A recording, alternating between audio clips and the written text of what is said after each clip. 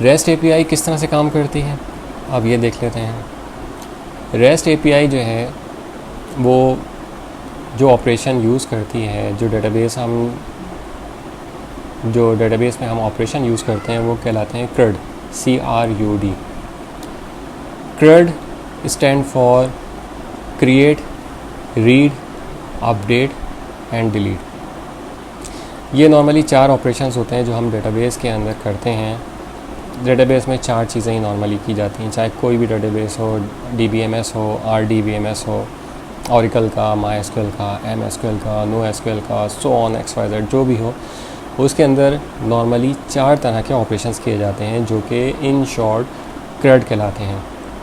यानी कि हम डेटाबेस में क्रिएट कर सकते हैं, डेटाबेस को रीड कर सकते हैं, डेटाबेस में हम अपडेट कर सकते हैं, या हम डेटाबेस में डिलीट कर सकते हैं। ये 4 ऑपरेशन हमारी एपीआई कोई भी काम परफॉर्म कर सकती हैं, ये 4 ऑपरेशन को यूज़ करते हुए। यानी कि हम इन 4 में से कोई भी काम करवा सकते हैं अपनी एपीआई के थ्रू। काम किस तरह से करवाया जाता है, उसके मेथड क्या होते हैं, उसके 4 मेथड्स हैं।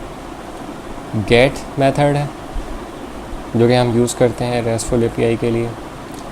पोस्ट का मेथड है, पोस्ट का मेथड भी हम यूज़ कर सकते हैं। पुट का मेथड है और डिलीट का मेथड है। एक दफ़ा और रिपीट कर दूं मैं, हमारे पास रेस्ट एपीआई के लिए 4 मेथड्स हैं जिन मेथड को यूज़ करते हुए हम एपीआई बना सकते हैं और एपीआई को कंज्यूम कर सकते हैं।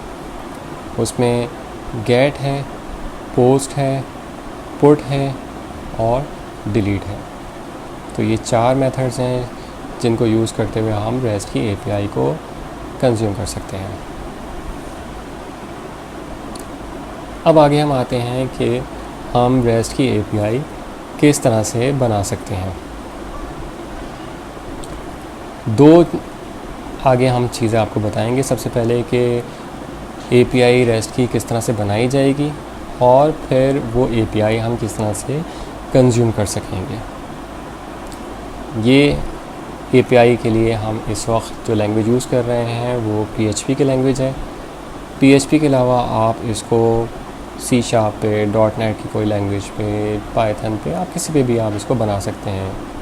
लेकिन इस वक्त हम जो रेस्ट एपीआई बना रहे हैं वो हम PHP पे बना रहे हैं।